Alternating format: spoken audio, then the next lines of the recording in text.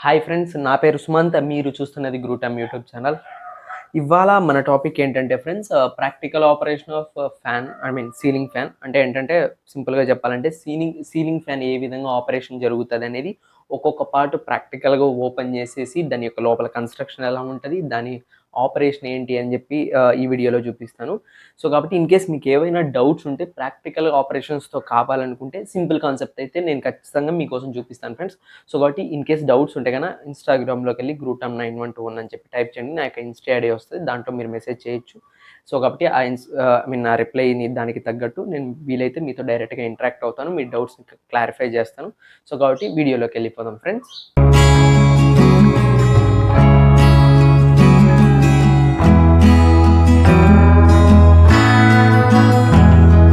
ఇదొక ceiling fan. ఈ యొక్క సీలింగ్ ఫ్యాన్‌ని నేను మీకు పూర్తిగా ఎక్స్‌ప్లెయిన్ చేస్తాను. సో, కాబట్టి ఇవి ముందుగా వచ్చేసి ఇదొక సీలింగ్ ఫ్యాన్ ఫ్రెండ్స్. ఎక్కడైతే మనకు సీలింగ్స్‌కి ఫిక్స్ చేస్తామో ఆ ఫ్యాను. దీనికి యాక్చువల్‌గా అయితే ఇది షాఫ్ట్. ఇదే ఆహ్, స్టేటర్ ఫ్రెండ్స్. ఈ షాఫ్ట్ ఎళ్ళేసి మనకు సీలింగ్‌కి కనెక్ట్ అయ్యుంటది. దాని యొక్క టెర్మినల్స్ ఇవి. దీంతో 2 టెర్మినల్స్ వచ్చేసి కెపాసిటర్‌కి ఇస్తాము. సో, కాబట్టి ఇంకో టెర్మినల్‌ని ఒకదాన్ని ఫేస్‌గా తీసుకుంటాము. దీంట్లో ఏదో ఒక దాన్ని న్యూట్రల్ పాయింట్‌గా తీసుకుంటాము. ఓపెన్ చేసేసి బ్రీఫ్ ఎక్స్‌ప్లనేషన్ చేస్తాను. సో, కాబట్టి ఇక్కడ ఒక రెక్క పెడతాము. సో, కాబట్టి ఇవి స్క్రూస్ మనం ఓపెన్ చేసుకోవచ్చు. మళ్ళీ దీని తర్వాత ఇక్కడొక రెక్క, ఇక్కడొక రెక్క. అంటే 3 వింగ్స్ ఉంటాయి కాబట్టి మొత్తం 6 స్క్రూస్ ఇచ్చాడు. సో, కాబట్టి 2, 2, 2. సో, కాబట్టి ఇది ఫ్రెండ్స్. ఇప్పుడు నేనేం చేస్తా అంటే ఒక్కొక్క పార్ట్ ఓపెన్ చేసేసి ఇంటర్నల్‌లో ఏ విధంగా కనెక్షన్ అయి ఉంటదనేసి మీకు ఓపెన్ చేసి చూపిస్తాను ఫ్రెండ్స్. ఇదిగోండి ఫ్రెండ్స్, ఇప్పుడొచ్చేసి మీకొచ్చేసి ఫ్యాన్ సీలింగ్ ఫ్యాన్ యొక్క మొత్తం ఆపరేషన్ మొత్తం మీకు బ్రీఫ్‌గా ఓపెన్ చేసి ఎక్స్‌ప్లెయిన్ చేస్తాను. సో, కాబట్టి ముందుగా నేను స్క్రూస్ ఓపెన్ చేసేసుకున్నాను. చేసుకొని ఒక్కొక్కటి పార్ట్ ఓపెన్ చేస్తాను. ఇది బ్యాక్ కేసింగ్. అంటే సీలింగ్‌కి కనెక్షన్ అయి ఉంటది ఇది. సీలింగ్‌కి అటాచ్ అయి ఉంటది. ఈ యొక్క లివర్ నుంచి ఈ యొక్క షాఫ్ట్ నుంచి. అండ్ దెన్ దాని తర్వాత వచ్చేసి స్టేటర్ ఫ్రెండ్స్. స్టేటర్ వైండింగ్ ఇదంతా నేను ఓపెన్ చేసి చూపిస్తాను ఒక్కొక్క పార్ట్‌ని. సో, కాబట్టి ఇదొక పార్ట్ అండ్ ఇదొకటి వచ్చేసి ఐరన్ కోర్. సో, కాబట్టి ఇదొకటి అండ్ ఇది వచ్చేసి ఫ్రంట్ కేసింగ్. అంటే మనము తల ఎత్తి చూసినప్పుడు ఏదైతే ఫ్యాన్ కనపడుతుందో ఇది మనకు కేసింగ్. ఇది ఫ్రంట్ కేసింగ్. ఇదేమో బ్యాక్ కేసింగ్. ఇది వచ్చేసి ఐరన్ కోర్ అంటే మ్యాగ్నెటిక్ కోర్. దాని తర్వాత మ్యాగ్నెటిక్ కోర్ ఇది. దీని తర్వాత ఇది స్టేటర్ యొక్క వైండింగ్ ఫ్రెండ్స్. సో, ఒక్కొక్క పార్ట్ బ్రీఫ్‌గా ఎక్స్‌ప్లెయిన్ చేస్తాను చూడండి. ఫస్ట్ ఏంటంటే ఈ యొక్క స్టేటర్ కోర్ ఏదైతే వచ్చి ఇక్కడ ఫిక్స్ అయి ఉంటది. దీనికి బ్యాక్ సైడ్ ఒక బేరింగ్ ఉంటది. ఇది బేరింగ్ ఫ్రెండ్స్. ఇది బేరింగు. ఈ బేరింగ్ వచ్చేసి దీంట్లో ఈ యొక్క మధ్య హోల్‌లో కరెక్ట్‌గా ఫిట్ అయి ఉంటది.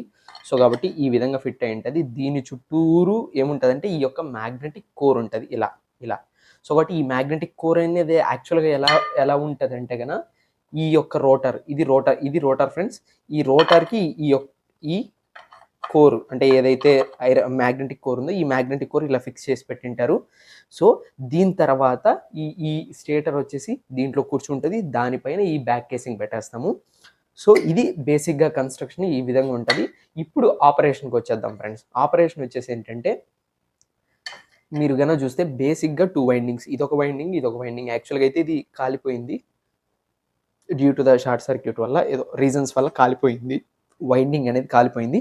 ఇప్పుడేంటంటే బేసిక్‌గా దీంతో 2 వైండింగ్స్ ఉంటాయి. ఇది ఇన్నర్ వైండింగ్. అంటే ఇదంతా ఇన్నర్ వైండింగ్ ఫ్రెండ్స్. ఇదంతా ఇన్నర్ వైండింగు. దీని బయట ఉండేది ఇదేమో ఎక్స్‌టర్నల్ వైండింగ్. లేకపోతే ఇది ప్రైమరీ వైండింగ్, ఇది సెకండరీ వైండింగ్ అనుకోండి ఫర్ ఎగ్జాంపుల్. ఇది ఇంటర్నల్, ఇది ఎక్స్‌టర్నల్ అనుకుంటే ప్రైమరీ, సెకండరీ ఎటైనా అనుకోండి మీ ఇష్టం. ఇప్పుడేంటంటే ప్రైమరీలో ఫర్ ఎగ్జాంపుల్ ఏంటంటే ఒక కాయిల్ క్లాక్ వైజ్ రొటేట్ చేస్తే ఇంకొక కాయిల్ సెకండ్‌ది. అంటే ఇది క్లాక్ వైజ్ తిప్పి చుట్టేసారనుకోండి. ఇది వచ్చేసి రివర్స్‌లో చుడతారు. ఇది మళ్ళీ ఇలా చుడతారు. అంటే క్లాక్ వైజ్, ఒకటేమో anti clock wise. Clock wise, anti clock wise డైరెక్షన్‌లో ఇంటర్నల్ వైండింగ్ ఏమో 450 టన్స్ చుడితే ఎక్స్టర్నల్ వైండింగ్ ఏదైతే ఉంటదో ఇది 400 టన్స్ చుడతారు ఫ్రెండ్స్. ఇది కూడా సేమ్. ఒకటేమో ముందరికి, ఒకటేమో వెనక్కి. ఏంటంటే ఒకటేమో క్లాక్ వైజ్, ఇంకోటేమో యాంటీ క్లాక్ వైజ్ డైరెక్షన్‌లో రొటేట్ చేస్తూ పోతారు. సో, ఇప్పుడేంటంటే ఈ వైండింగ్స్ ఎలా కనెక్షన్ అయి ఉంటాయంటే ఫ్రెండ్స్ ఇప్పుడు చూడండి. ప్రైమరీ యొక్క ఫస్ట్ టెర్మినల్, సెకండరీ ఏదైతే ఎక్స్టర్నల్ అంటే ఇంటర్నల్ వైండింగ్ యొక్క ఫస్ట్ కనెక్షన్, ఎక్స్టర్నల్ వైండింగ్ యొక్క ఫస్ట్ కనెక్షన్ 2 షార్ట్ చేసేస్తారు. అంటే ఫర్ ఎగ్జాంపుల్ ఇది ఫస్ట్‌ది 2 షార్ట్ చేసేస్తారు. దాన్నే ఫేస్‌గా తీసుకుంటారు. ఫర్ ఎగ్జాంపుల్ దాన్ని ఫేస్‌గా తీసుకున్నారు అనుకోండి ఫర్ ఎగ్జాంపుల్. ఇంకోటి ఏంటంటే ఈ ఇంటర్నల్ వైండింగ్‌లో సెకండ్ టెర్మినల్ ఈ ఎక్స్టర్నల్ వైండింగ్లో సెకండ్ టెర్మినల్ 2 బయటికి తీసుకొని వస్తారు ఫ్రెండ్స్. ఇవి ఫర్ ఎగ్జాంపుల్ ఈ 2 వచ్చేసి ఈ 2 కెపాసిటర్కి కనెక్ట్ చేస్తారు. దీని మధ్యలో కెపాసిటర్ కనెక్ట్ చేసేసి ఎయిదర్ ఒక టెర్మినల్ని న్యూట్రల్గా తీసుకుంటారు. ఇదైనా కావచ్చు, ఇదైనా కావచ్చు. ఇప్పుడు ఫర్ ఎగ్జాంపుల్ ఏంటంటే కొన్ని ఫ్యాన్స్ క్లాక్ వైజ్ తిరుగుతాయి, కొన్ని fans anti clock wise direction తిరుగుతాయి. అంటే సీలింగ్ ఫ్యాన్స్ అయితే యాంటీ క్లాక్ వైజ్ డైరెక్షన్ తిరుగుతాయి, నార్మల్ టేబుల్ ఫ్యాన్స్ అయితే క్లాక్ వైజ్ డైరెక్షన్లో తిరుగుతాయి. మీరు కనుక చూస్తే సీలింగ్ ఫ్యాన్కి for example anti clock wise డైరెక్షన్లో తిరిగితేనే గాలి అనేది కిందికి వస్తుంది.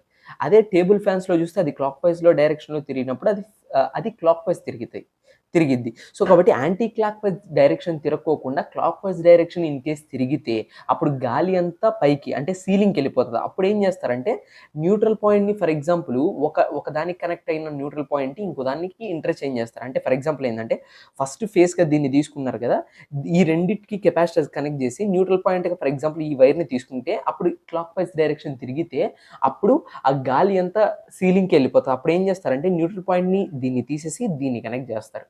లేదు ముందుసారి కరెక్ట్గా ఇచ్చింటే కనుక అలానే వదిలేస్తారు. కానీ కెపాసిటర్స్ మాత్రం 2 టెర్మినల్స్కి మాత్రం కనెక్షన్ చేయడం పక్కా. సో ఎప్పుడైతే ఇది ఫస్ట్ కాన్సెప్ట్ సప్లై నుంచి ఇక్కడికి వచ్చిన తర్వాత దీని చుట్టూరు ఏమవుతుందంటే ఫ్లక్స్ ప్రొడక్షన్ జరిగిద్ది ఈ యొక్క వైండింగ్ తర్వాత.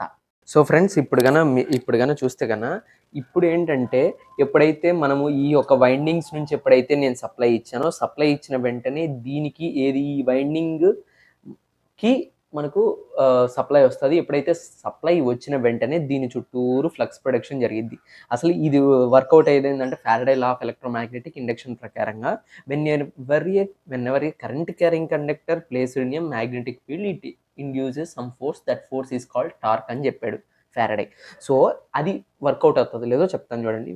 ఎప్పుడైతే సప్లై వచ్చిందో ఇదంతా కరెంట్ క్యారింగ్ కండక్టర్ అవుతుంది. సో కాబట్టి current carrying conductor placed in a magnetic field అన్నాడు.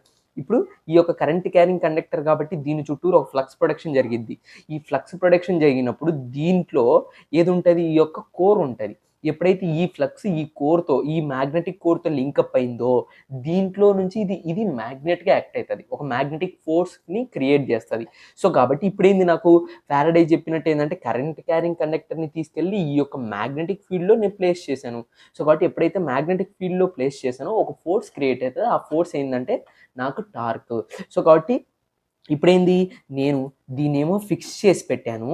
ఫిక్స్ చేసి పెట్టినప్పుడు ఈ యొక్క షాఫ్ట్ని ఫిక్స్ చేసి పెట్టినప్పుడు సప్లై ఇచ్చినప్పుడు కరెంట్ క్యారింగ్ కండక్టర్గా యాక్ట్ అయ్యి దాని చుట్టూరు ఫ్లక్స్ క్రియేట్ అయ్యి ఆ ఫ్లక్స్ వచ్చేసి దీంతో లింకప్ అయిన తర్వాత ఇది కూడా ఒక మ్యాగ్నెటిక్ కోర్గా యాక్ట్ అయ్యి. సో కాబట్టి మ్యాగ్నెటిక్ ప్లేస్లో కండక్టర్ని ప్లేస్ చేశాను కాబట్టి మ్యాగ్నెటిక్ ఫ్లక్స్లో కండక్టర్ని ప్లేస్ చేశాను కాబట్టి ఒక ఫోర్స్ క్రియేట్ అయ్యి అప్పుడు ఏం చేస్తా అంటే ఇది ఫిక్స్డ్ పొజిషన్ కాబట్టి మూవబుల్ ఏది ఈ కింది పార్ట్ కాబట్టి ఇలా రొటేట్ అవుతూ ఉంటుంది ఫ్రెండ్స్. యాక్చువల్గా అయితే ఇది కాలిపోయింది కాబట్టి కోర్ కొంచెం డిస్టర్బెన్స్ అయింది అండ్ బేరింగ్స్ కూడా కొంచెం దెబ్బతిన్నాయి కాబట్టి ఇది తిరగలేదు. నార్మల్గా అయితే అది ఫ్రీ హ్యాండ్తో ఫ్రీగా తిరుగుతుంది ఇలా. సో కాబట్టి ఈ విధంగా ఈ యొక్క ఫ్యాన్ అనేది రొటేట్ అవుతుంది ఫ్రెండ్స్. సో కాబట్టి మొత్తం ఫారడేలానే అది కానీ మనం అర్థం చేసుకుంటే మనకు మొత్తం కంప్లీట్గా ఈజీగా అర్థమవుతుంది. సో కాబట్టి ఇది ఫ్రెండ్స్ ఫ్యాన్ యొక్క ఆపరేషను. సో కాబట్టి ఇన్ కేస్ మీకు కన్నా డౌట్స్ ఉంటే కన్నా ఇలాంటి చిన్న చిన్న కాన్సెప్ట్స్ కన్నా మాకు ప్రాక్టికల్ కావాలంటే మీరు ఖచ్చితంగా నా ఇన్స్టాగ్రామ్లోకి వెళ్ళి గ్రూటామ్ 9121 అని చెప్పి టైప్ చేయండి. నా యొక్క ఇన్స్టా ఐడి వస్తుంది, మీరు నాకు అక్కడ మెసేజ్ చేయండి. మీకు ఏదైనా డౌట్స్ ఉన్నా కొత్త కాన్సెప్ట్స్ మీకు చెప్పాలన్నా నేను ఎక్స్ప్లెనేషన్ ఇది friends practical operation of ceiling fan. So ఇందులో డౌట్స్ ఉంటేనే కింద కామెంట్ సెక్షన్లో కామెంట్ పెట్టండి. డైరెక్ట్గా నాతో ఇంటరాక్ట్ అవ్వాలంటే ఇన్స్టాగ్రామ్లోకి వెళ్ళి గ్రూటామ్ 9121 అని చెప్పి టైప్ చేయండి. నా యొక్క ఇన్స్టా ఐడి వస్తుంది, డైరెక్ట్గా మీరు నాతో ఇంటరాక్ట్ అవ్వచ్చు. సో కాబట్టి వీడియో కన్నా నచ్చితే లైక్ చేయండి, షేర్ చేయండి, సబ్స్క్రైబ్ చేయండి. నా యొక్క వీడియోస్ కన్నా మీకు రావాలంటే పక్కనే ఉన్నటువంటి బెల్ ఐకాన్ని క్లిక్ చేయండి. Thank you friends, thank you for watching.